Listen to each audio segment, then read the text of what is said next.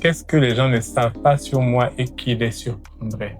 Alors, que je suis le résultat d'un travail, d'un parcours spirituel, ce que je suis, ce que je fais comme travail et tout ça, le caractère, la manière de voir les choses, de prendre les choses et tout ça, c'est tout, je veux dire que je suis le résultat d'un travail spirituel.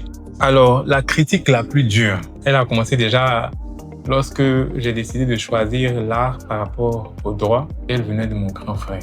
Bon, avant, j'étais très focus sur le soutien familial, que mes frères, les encouragements et tout ça. Comment est-ce que mon travail pourrait impacter en bien ou le regard de ma famille sur mon travail ou sur mes choix professionnels. Mais ça a été vraiment cassé cette fois-là par mon frère qui m'a appelé une fois et qui me disait, avec le temps, toi là, on a payé UKO pour toi et puis c'est toi qui décide d'aller placer fleurs. Tes camarades sont être juges et puis toi tu places. Non, j'en ris aujourd'hui.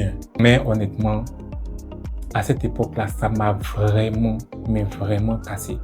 Et surtout que tu es entrepreneur, tu ne vois pas forcément l'avenir. Comment est-ce que l'entreprise sera structurée, mais tu cours en tes rêves. Tu as juste l'impression que tu marches dans un désert sans objectif fixe. Il n'y a pas de clôture, rien n'est circonscrit. Comme si tu étais un gars un peu inutile. Ça m'a fait mal sur le coup, mais c'est vrai que depuis ce temps-là, même vraiment, j'étais vraiment très résilient aussi. Très résilient. Et j'ai pas abandonné.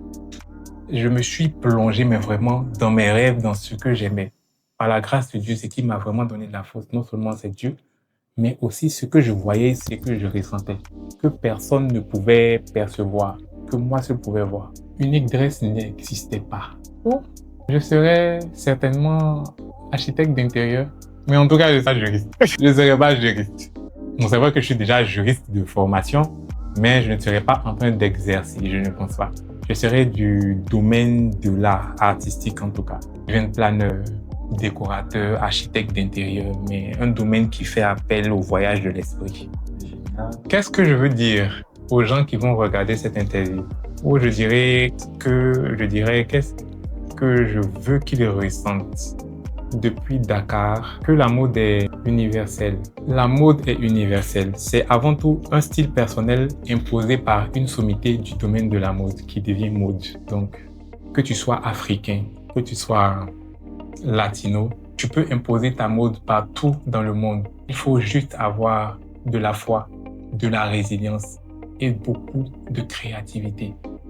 En Côte d'Ivoire, au Ghana, au Niger, à Madagascar, mais franchement partout en Afrique, aie de la résilience. N'arrête pas de rêver. Travaille autant que tu peux. Toute chose a un temps.